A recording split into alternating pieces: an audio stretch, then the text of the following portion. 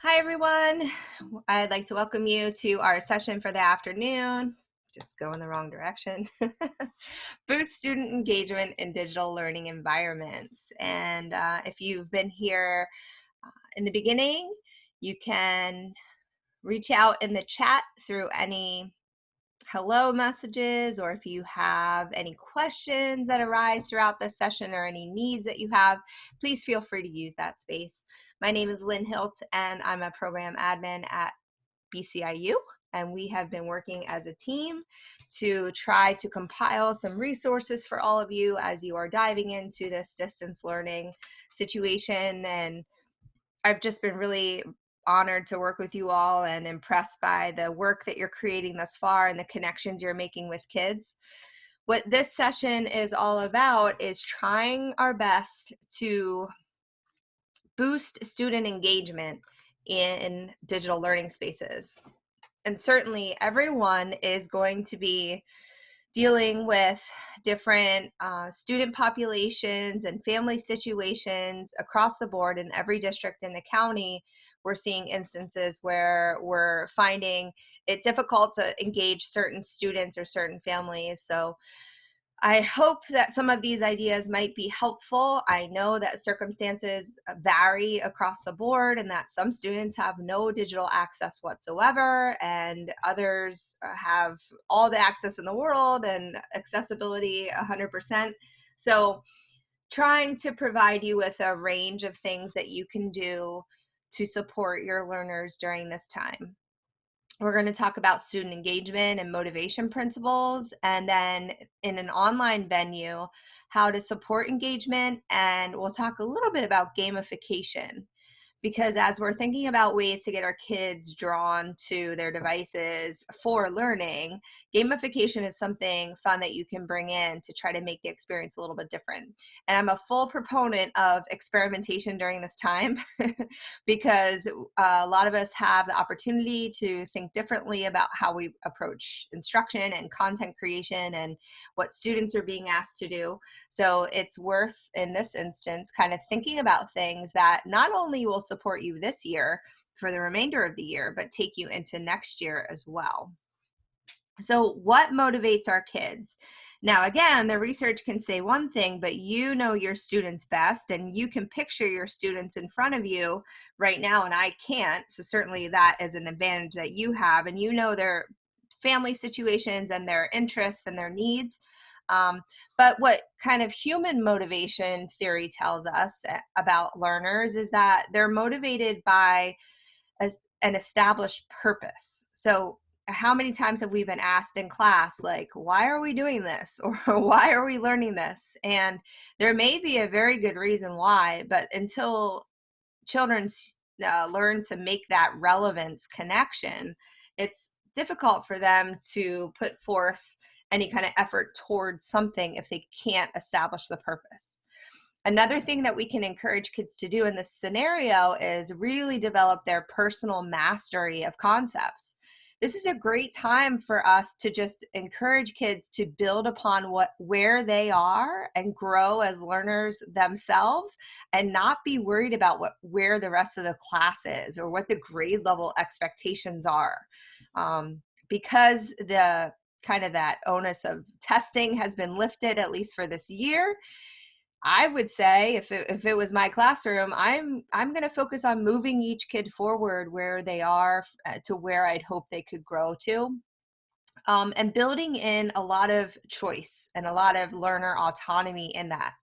Again, some of your learners will not jive with that whole student choice thing as much as others will. So it always comes back to your professional judgment. But typically when we give kids choice, even from when they are very young, if you're a parent, you know that if you want your toddler to do something, you typically give them a choice of two things that are directed by you. And even that option of exercising their will is enough to help them learn the thing that they need to do.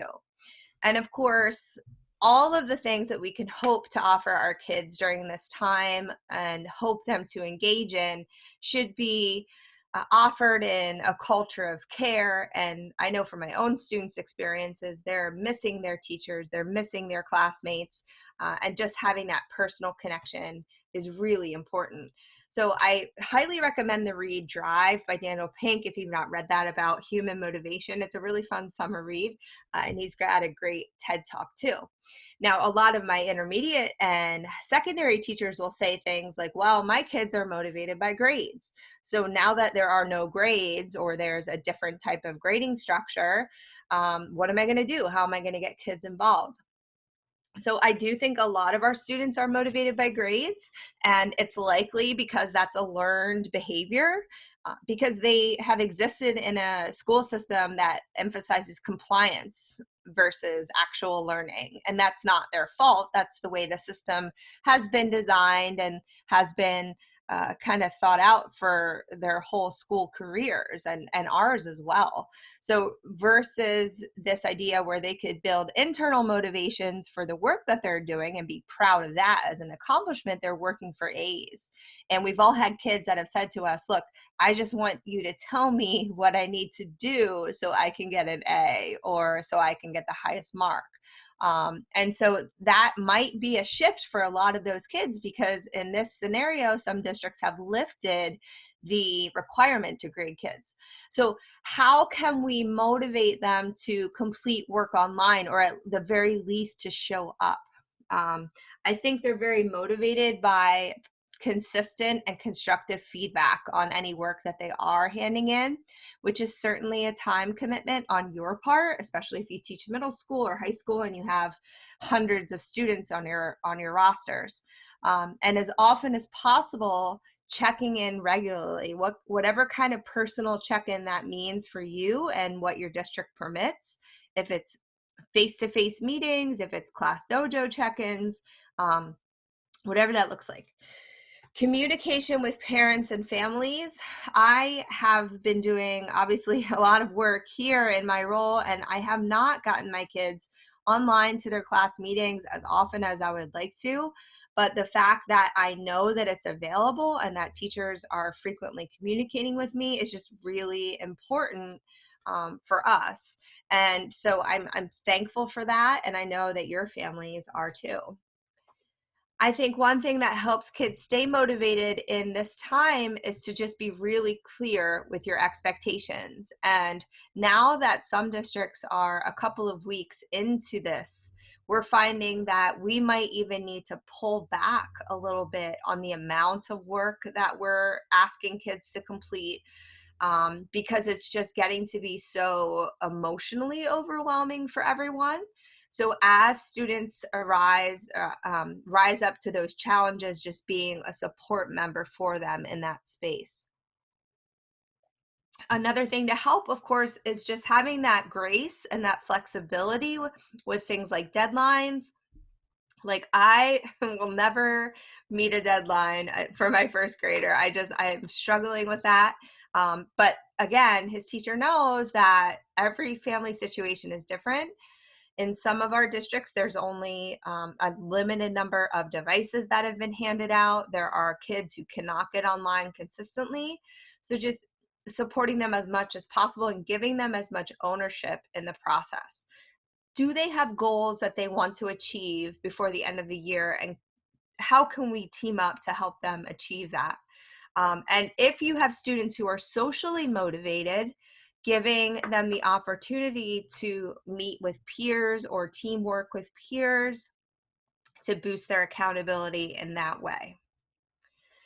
Again, the personal connections are really important. So however your district is providing you the venue to do that, whether it's through Google Meet or whether it's through Zoom meetings, or whether you're not permitted to meet synchronously, but you can record video for your students, just try to maintain those personal connections. I feel like that goes above and beyond what kids need. They really need that personal connection to you.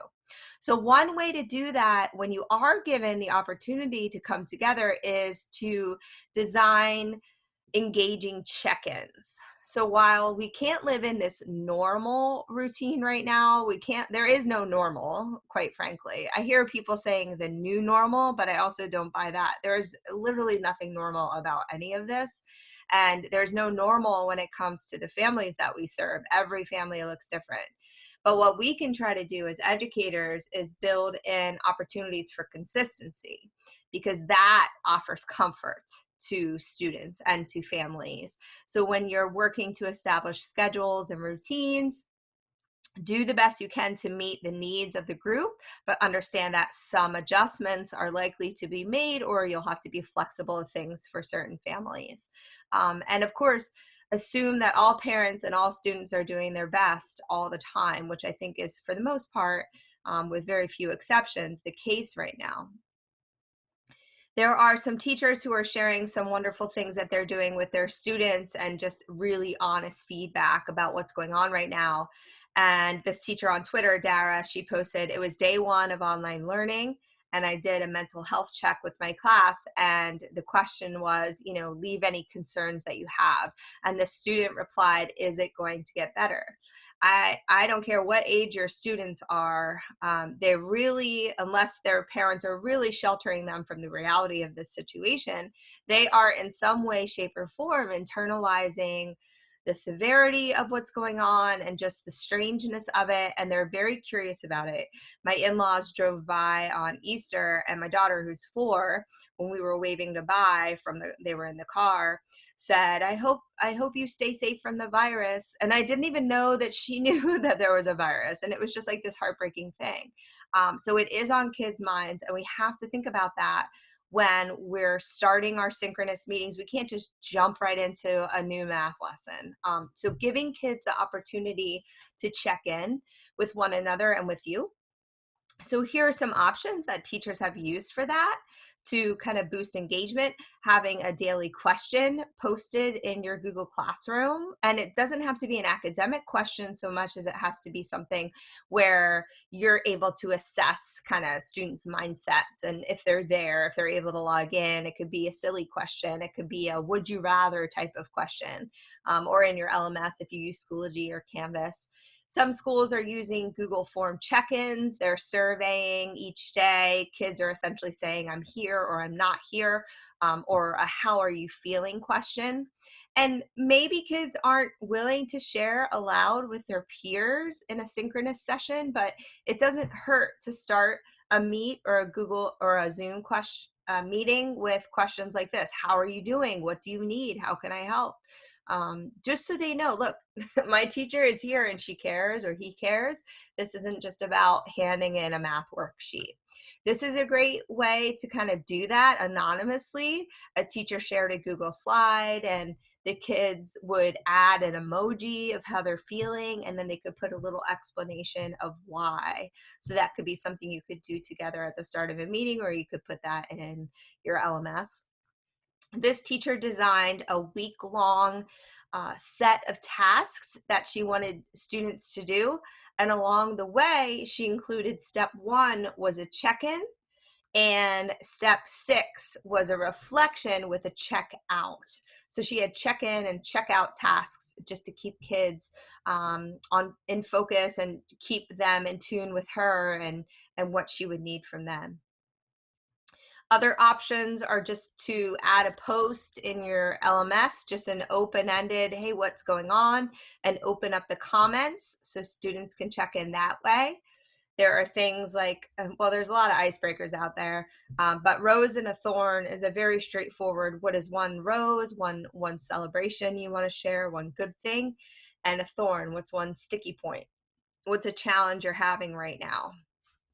There are opportunities for kids to share in ways that aren't written. If they want to do Flipgrid recordings as well and just record 30 seconds about check-ins and how it's going, you could establish that Flipgrid space and kids could post there whenever they have the opportunity to check in. So of course, we're going to have students who aren't checking in, and I've met with a number of teachers in the county over the last month, and what do we do? Well, each district should have some kind of guidelines in place or procedure for how to contact families, strategies to use if you're not regularly seeing check-ins from students. So definitely turn to your school counselors. We have a distance learning website with support for parents and families. It has resources they can use in the community, but it even has some learning support, like how to check out Google Classroom, how to get your kids logged in, and a parent's guide to Zoom and things like that. And if needed, you might have to offer completely differentiated work tasks and assignments for particular kids depending on what their needs are.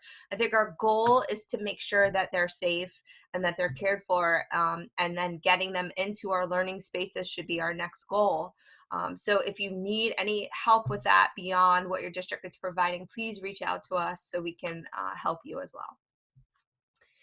So there are some ways that you can check out, some tools, some fun to try to support student engagement in a number of ways.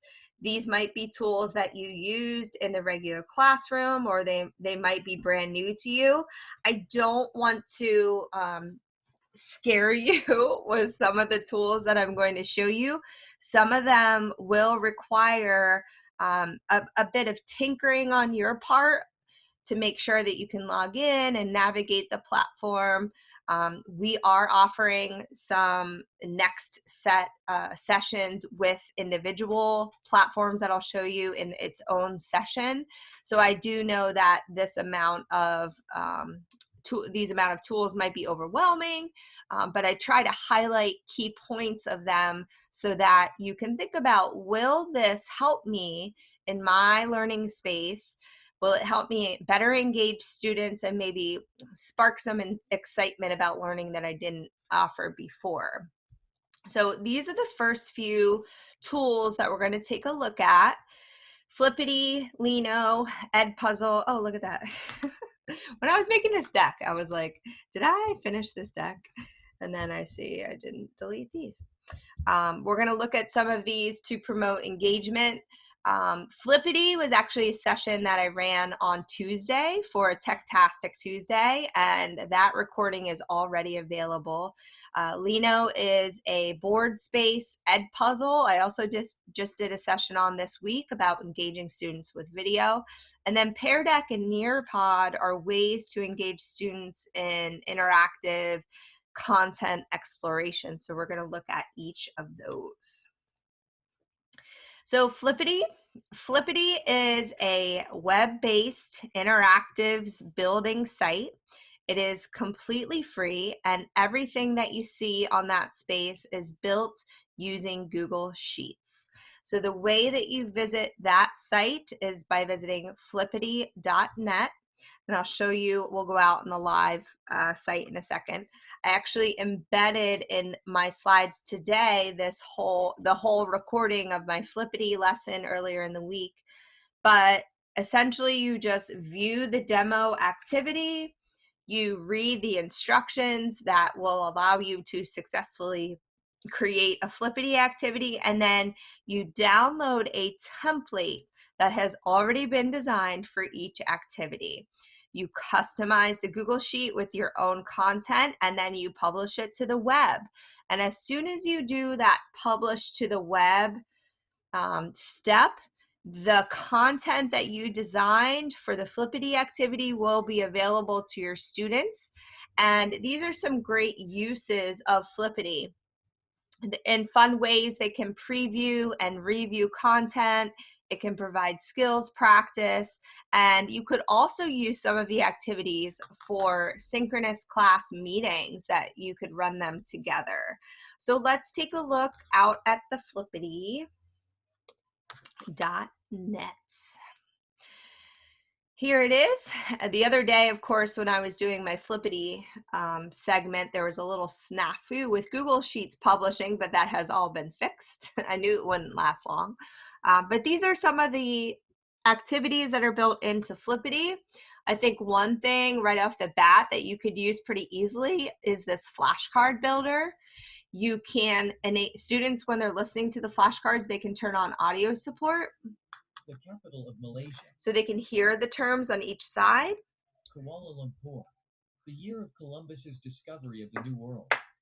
As they listen to them, you can also include things like, like images. So you could put images on the front, you could put terms on the back. You can also include video clips in these. So this can be a dynamic learning space for students in a more fun way. It could not be easier to build a Flippity activity, and I'll show you how to in a minute. Here is the Flippity interactive game show. So if you were going to bring students together in a synchronous meeting, you could put some review categories along the top. You could assign kids to teams, and when they click, what is the name of Springfield's baseball team? It would be the Isotopes.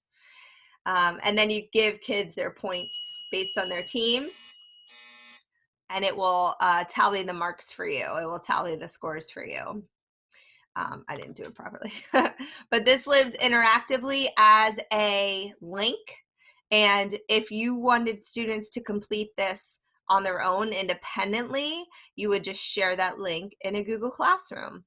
There are many scavenger hunt activities. There are where they essentially just have to answer questions correctly to unlock the spaces. I love this for individualization of vocabulary work or spelling words. You can give each kid their own list and they can listen to the word. A-R-R. They can practice it. Arrive. Good. Thank you. And they can take a quiz. Beautiful. So you can build a list for each student or each class that you teach. Maybe you teach various grade levels, which is kind of great. There's a typing test. There's a badge tracker.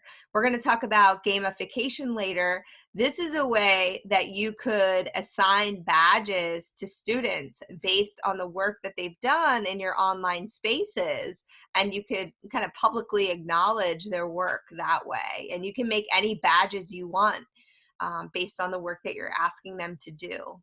There are also things like Hangman and Bingo. This is a fun one for motivation as well. You can set student names and you can give them a goal, or they can design their own goal. Maybe it's the number of books they want to read till school closes, or maybe it's the number of IXL questions they want to answer, whatever it is you're working on in your grade level, or number of miles they walked or ran. And you can have kids track that progress, and you could create this progress indicator. So the way that Flippity works is for each activity, there is I'm going to zoom in here.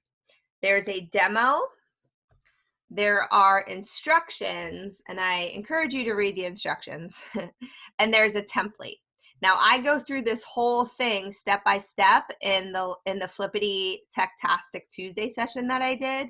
But essentially you click template, you make a copy, and now this is your very own copy of the activity template. You can replace the content that is there with the content that you need. And then when you are ready to publish, this file menu, publish to the web, that is how you make the Flippity activity come alive. So you publish that, you verify it, and when you're done, at the very bottom, there's a link. Get the link here. And now this activity lives on the web. So these are the kids that I put into the random name picker, which is always fun to start out a synchronous meeting with, choosing an example. And this could be bookmarked, and I can just save it and use it whenever I want. So again, I have a whole Flippity 30-minute tutorial you can watch on that, but watch the demo, see if it's what you want to use, read the instructions, and then grab the template and mess around in Google Sheets. It's that easy. Good times. All right, let's check out Lino. Now, I know that teachers love Padlet, and I also love Padlet, but I currently only have a free account for Padlet, which limits you to 3 boards. If you're in a situation where you have access to more boards, Padlet is just as great. I have used Lino for a really long time, but if you want to use this for class check-ins or to have students respond all in one space about something, or if you want anonymous posts about, if they're afraid to kind of write how they're doing in Google Classroom because their name is associated with that. Lino works great because it can be anonymous. Now you can also ask kids to add their names if you want, but it's just this. It's a blank board, and you can pick the background. You can drag and drop a sticky note, and then you can write your response. Sometimes I put a prompt at the top so students know what the prompt is. You can also add images. You can also add video, so you could include YouTube videos. Sometimes teachers use this as a little interactive learning space. They post a video and then they ask students to write a sticky note naming the top 3 things they learned from the video. You can add file attachments. So if you have a PDF or if you have something you want students to view, you can put that there. And then this is like a clear sticky note, and I haven't quite figured that out. But you can highlight new things on the wall, and in your home space, there's no limit to how many canvases you can have. And it's really easy to share. You simply share the link to the canvas, and you set it up because you allow other people to use the activity. You allow other people to post on the wall, so that all of those preferences are right here. You decide who can access it, who can post things, and it doesn't require a student login or a parent login, so that saves you a step. And you have that right there. You could also get notified whenever someone posts a sticky, or you can just create a board yourself. Maybe you want to include video and notes and documents, but you don't want other people to be able to post, so you can do that too.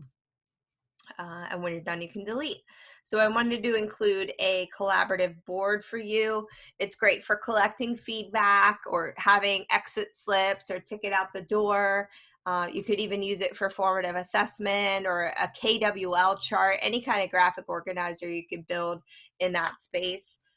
Great for a gallery walk, or if you're encouraging peer feedback, that's good too. So that's Lino. Now, when I was working with Techtastic Tuesday earlier this week, we highlighted EdPuzzle, and EdPuzzle is just a really cool tool that you can use to engage students with video learning.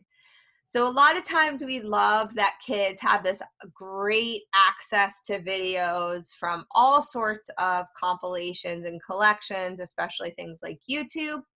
Well, EdPuzzle was born because teachers wanted a way to insert some kind of level of accountability into student viewing habits. So that's where EdPuzzle came from. What EdPuzzle allows you to do is choose videos from a number of educational collections, or you can upload your own. And into the video, you can actually add questions that when students are viewing the video, it will stop the video and it will ask them a question. And right in the EdPuzzle portal, they will have to answer the question before they can move on in the video. It allows you to make sure that they don't skip through the video. It tracks their progress. And this is great for previewing content with students or reviewing key concepts and skills. You can even create video quizzes. It has a direct link to Google Classroom, so you can build assignments and you can push them straight out into your classroom. So the way that it looks is you would find a video that you're interested in, or you'd upload your own. And so here's fraction basics. At this point, I could click edit. And now once I go through the video, my editing options are to cut it. If I only want them to see a specific portion of the video, I can even add voiceover. So I can record my own voice over portions of the video and say things like, kids, make sure you pay attention to this very important step in the process that they're sharing here. And here is where I can add questions. So I can insert multiple choice questions, or I can add an open-ended question as well. There are also collections of videos that are already built. So when you're in the popular spaces, the curriculum channel, you can search by grade level, you can search by content area, and all of these spaces, I don't even know what this means. So here's some words for everyday Spanish. So I can use any of these. Somebody used this and inserted 23 questions already into the top 25 Spanish adjectives. These are all open-ended questions that when you preview it, you can see what the question is. So the question is, what is the absolute superlative of that word? And she even gave you little accented characters to use in your answer. So I don't know the answer to this. I can't show you, but there are EdPuzzle curriculum materials that have already been built that you can find that already have questions built in. And then if you are ready to assign that, you could click assign. And in my scenario, I already linked to my Google Classes. So if you were brand new, you would click add a new class. You could import a class from Google Classroom and it will bring all your kids in there. This is my demo class. I can assign a due date, or a start date and a due date. And I can prevent students from skipping ahead. I can post on Google Classroom. Yes. And then I can click assign. Now what my student sees is a brand new, let me go into my student's classroom, is a brand new assignment here in classwork, EdPuzzle multiplying whole numbers. And when my student views the assignment, he can go in. They will need to sign in. I recommend signing in with your Google account because it's just one click. Now, as the student, I can start watching this. Today we are learning how to multiply whole numbers and fractions. Problem 1.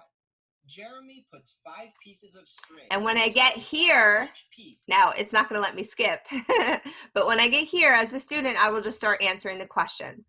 And in my teacher portal, in my grade book, it's going to show me how far along my students are in the work, how much, what their total score is, which is nice. So yeah, so that is a great tool. You can share it through any link. You do not just have to use Google Classroom. So if you use Schoology, or if you just have a website that you're sharing with your students, or a shared Google Doc, you can get the link to the activity as well. Let me just pull one. Assign, and then instead of assign to class, you would choose public links. And now you can put that link, you can copy and paste it, or you can copy your link and add it to your LMS. So it's not just for Google Classroom users. Now, again, I just did an EdPuzzle session Tuesday or something like that. This is the recording for our session. So it's an hour of how to in EdPuzzle if you want to dive deeper into that. Yeah. So the last two that I recommend, they require kind of the most tinkering of everyone, but they are worth it, especially if you started using it before students left the buildings. The first one is called PearDeck, and it's a way to make your presentations more interactive for students. So if you are offering synchronous sessions, if you are hosting class meetings and you're providing direct instruction during that time, you could use some of the PearDeck slides during those sessions to help kids stay more engaged. They can be instructor paced, but they can also be student paced. and it allows you to collect student responses in the form of things that they respond or things that they click and drag directly in the slide set. So there is a direct connection between PearDeck and Google Slides, but it also is compatible with Microsoft. So if you're a PowerPoint user, you should be able to use that. Here is how PearDeck works.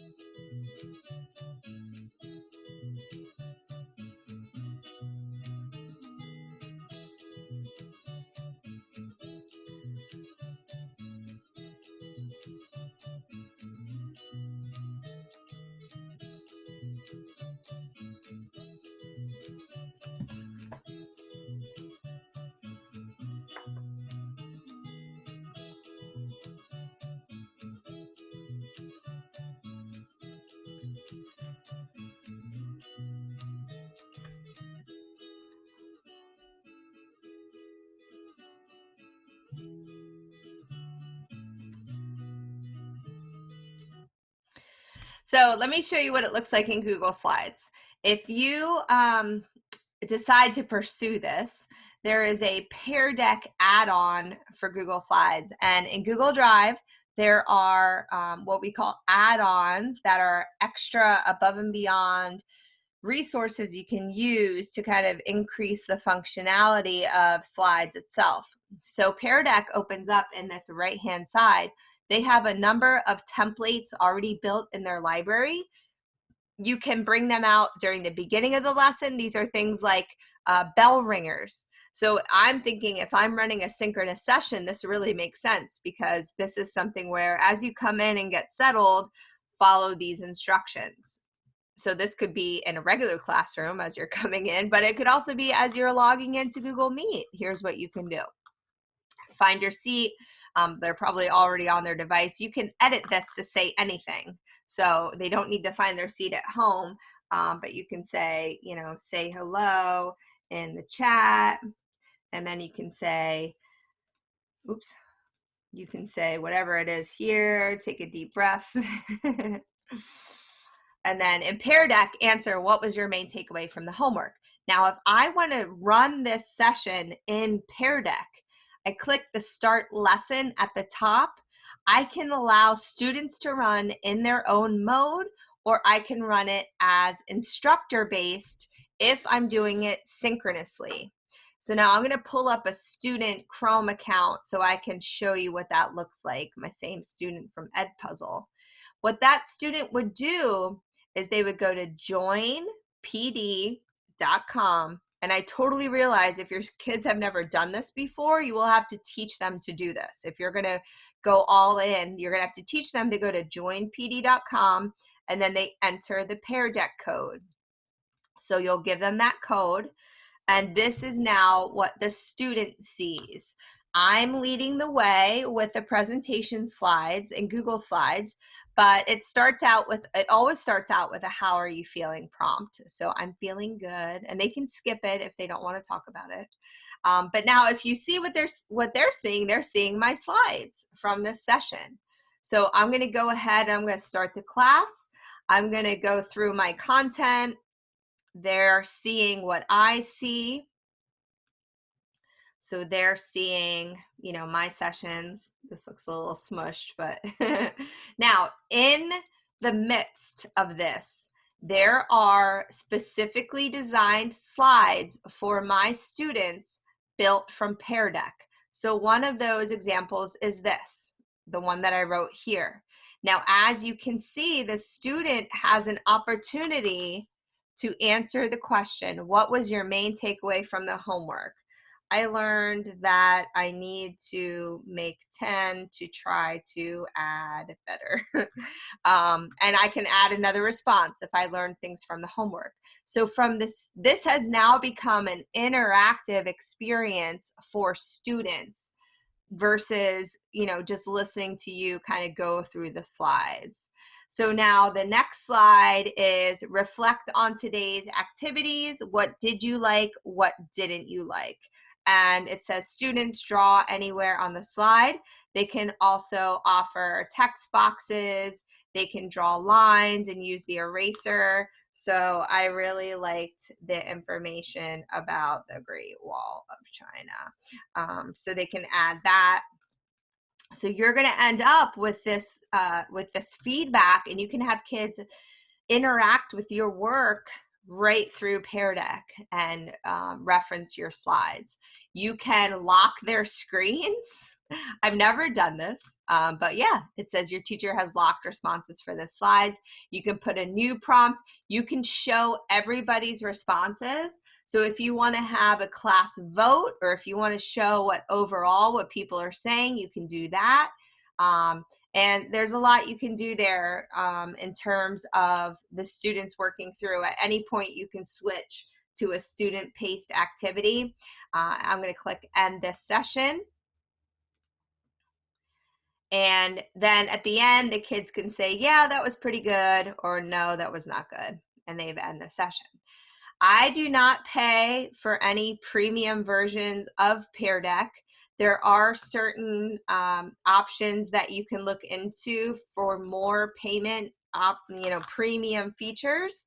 But right now, because of the school closures, they are offering free subscriptions for teachers with additional features that would normally be reserved for premium users, and they're offering that at no cost.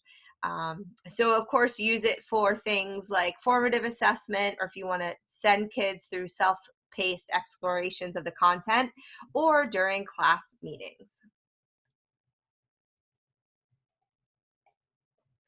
And I find this tool to be similar, although it doesn't always have to link to a slide presentation like Google Slides or in PowerPoint. And it's called Nearpod.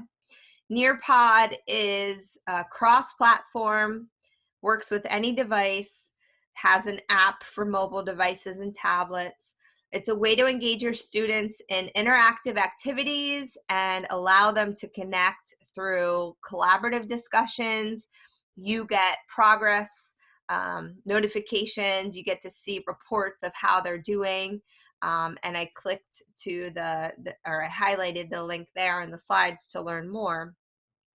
But there are a ton of things you can do here with Nearpod. You can add, of course, content. So you would create slides. Maybe you want to explain a concept or talk through vocabulary. They even have a Flowcabulary embedder. So Nearpod has teamed up with Flowcabulary. And if it does say you need to have a school district Nearpod and Flowcabulary, use that feature. But they have PhET simulations for physics. They have Desmos integration for mathematics. There are video collections you can bring in.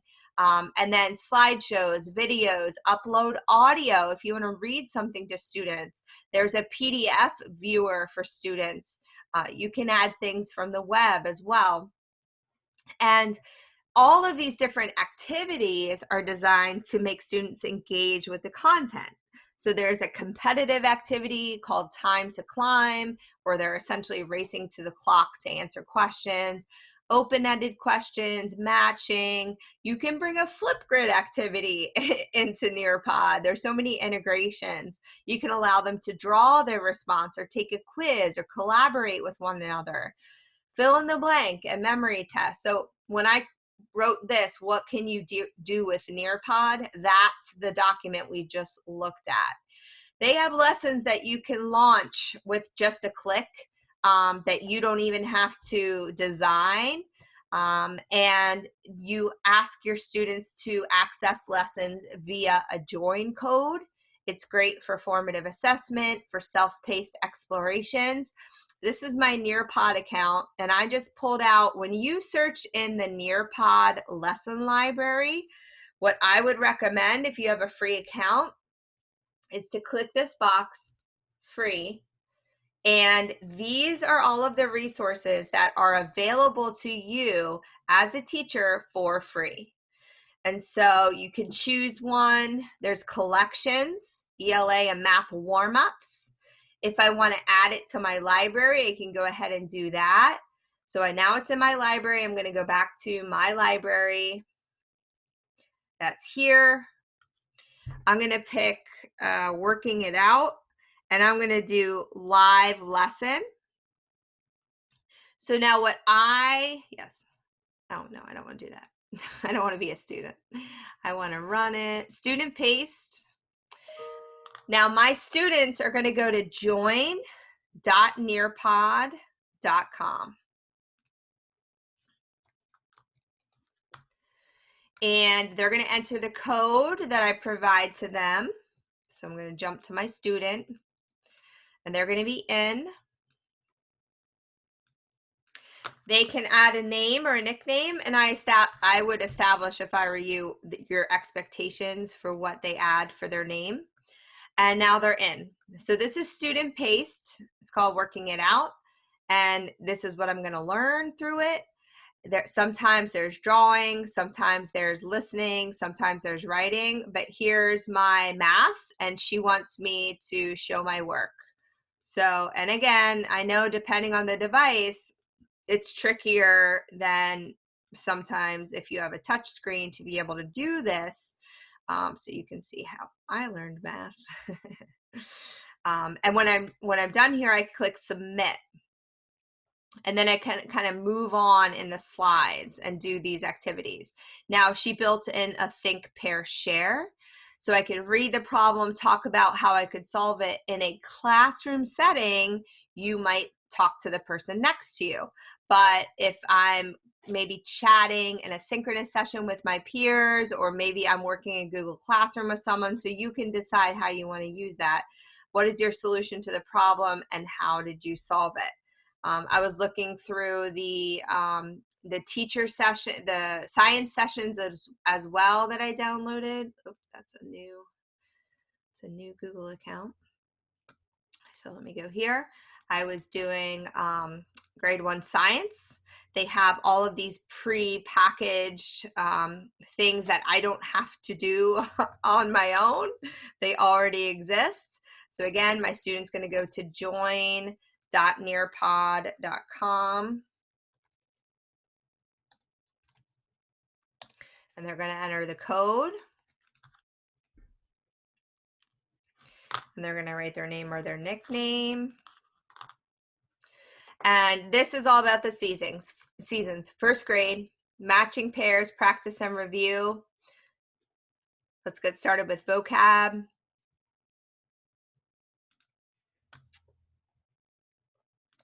So I'm just working through doing some matching.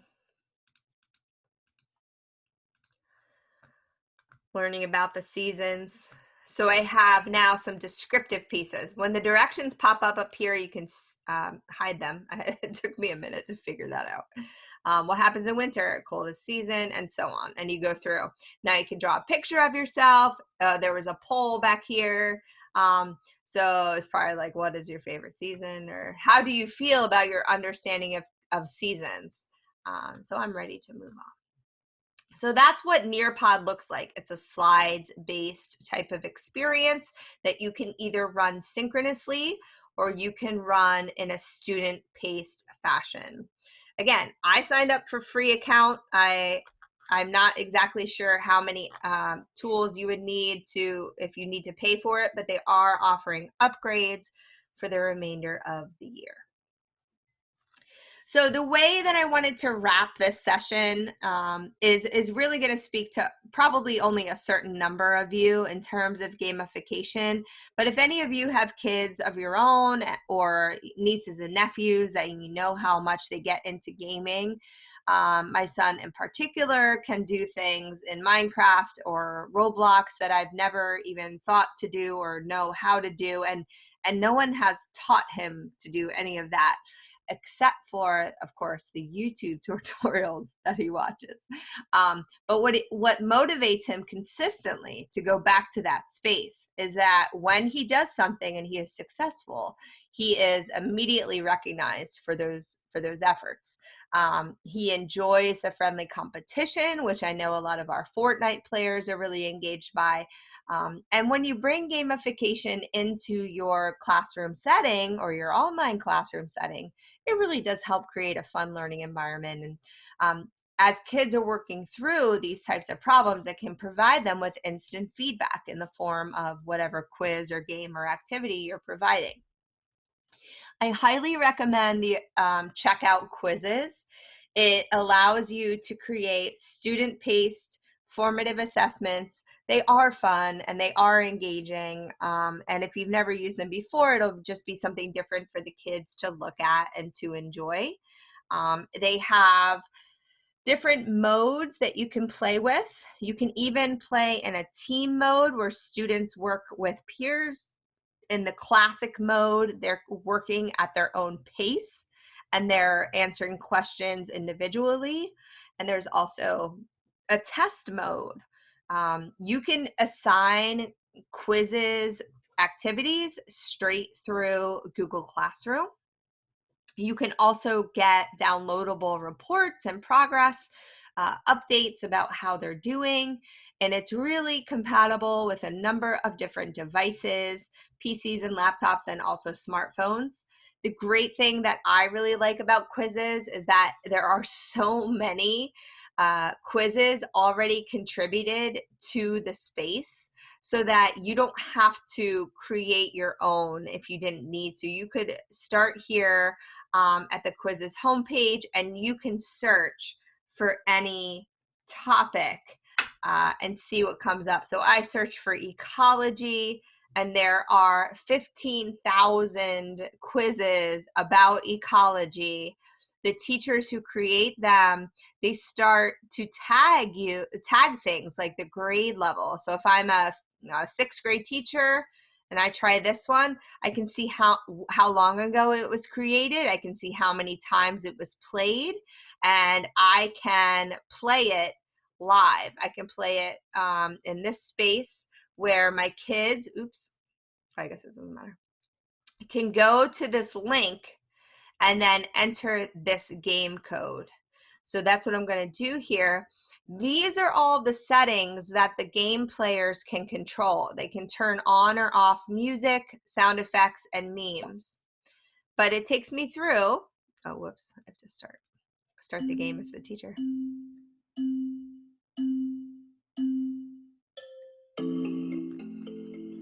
So great, background music.